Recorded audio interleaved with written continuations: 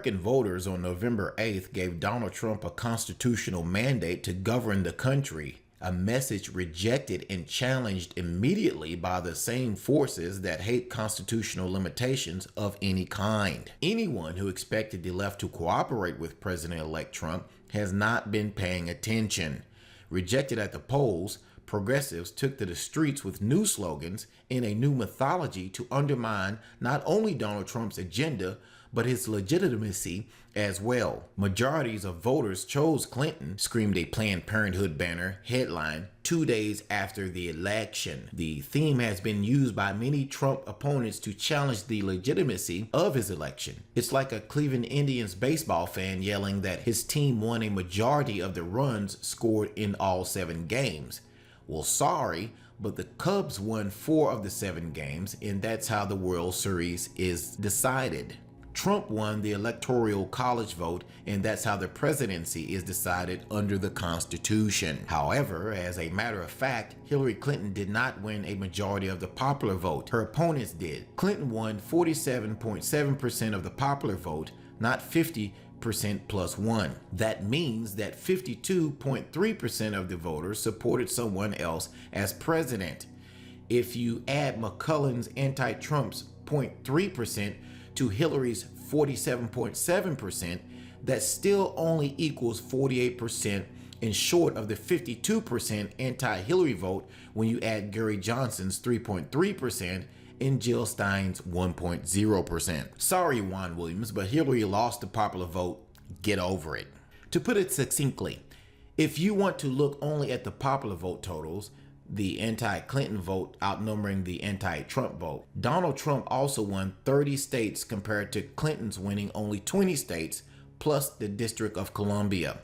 Trump won 24 of his 30 states by more than 50% of the votes, while Clinton won only 14 of her 20 states by only 50%. If you need more evidence of voter support of Trump's mandate, consider the other national election held on November 8th. The election of 438 members of the United States House of Representatives. Republican candidates won some 3 million more votes than the Democratic candidates did and retained the majority control of the body. Now, the street demonstrations against President-elect Trump are not merely a temper tantrum by sore losers who were expecting a different outcome. Those street protests are a foretaste of what is in store for the country as we slide toward a third world status in third world politics. These street protests against Trump's victory are not simply emotional outbursts by spoiled children. They are the first stage of an organized progressive campaign to first delegitimize Trump's mandate and then derail his policy agenda. The left hopes to transform the heckler's veto of free speech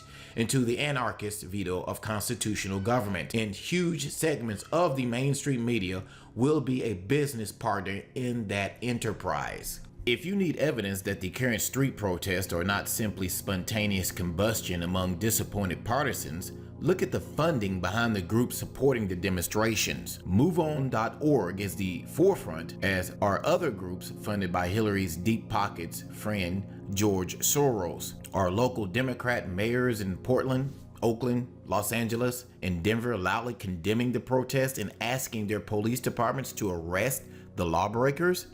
Or do they offer sympathy and encourage the protests with all-purpose slogans like, "We feel your pain"? Donald Trump has been elected president of the United States by a resounding vote more representative of the nation than Bill Clinton's 43% victory in 1992. Republicans did not take to the streets protesting Bill Clinton's poor showing of only 43% of the popular vote. But this is 2016, and the progressives are suddenly angry and confused, finding themselves on the wrong side of history. Neither are some Republicans very happy with the Trump mandate. Let's see how well the established political order accommodates to this new world order. Now, I'd like to add one more thing here. Trump must distance himself from sudden well-wishing neocons, adventurists, militarists, and interventionists, and not permit them to infest his administration at all. President-elect Trump cannot afford to permit those who are in the same web as Newland,